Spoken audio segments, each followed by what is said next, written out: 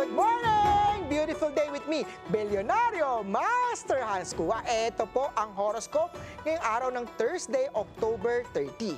Para sa mga pinanganak ng Year of the Rat, iwasan ang magbigay ng utang. Magpautang, baka hindi na bumalik yan. Beige at 5. Ox naman tayo mag-ingat sa madudulas na sahig o hagdan. White at 2. Kay Tiger naman tayo iwasan ang salty at matatamis. Baka magka-migraine. Green at 6. Kay Rabbit naman tayo, pwede kang ma-promote o ma-reassign sa special na trabaho o role.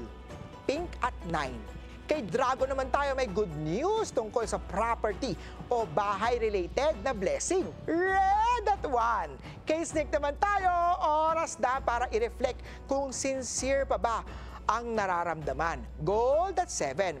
Ito naman, Care of the Horsey, matutong mag-delegate. Huwag masyadong magpakamartir. Blue at 4. Kay Sheep naman tayo, nasa iyo ang spotlight. Kaya do not doubt yourself. Silver at 8. Kay Monkey naman tayo, iwasan ang paglabas kung basa ang buhok. Baka sipunin. White at 6. Kay Rooster naman tayo, a simpleng thank you can go a long way. Maaaring may kiligin. Violet at 3. Year of the Dog naman tayo, masakit ang likod. Naku, kailangan ayusin ang posture. Orange at 1. Sa mga pig naman, huwag pairali na ang inis sa trabaho. Ikaw din ang maapektuhan yan. Blue at 2. Paalala lang, ito po'y patnubay lamang.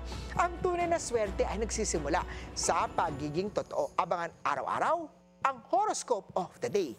Dito lang po sa Beautiful Day with me, Master Hans Kua.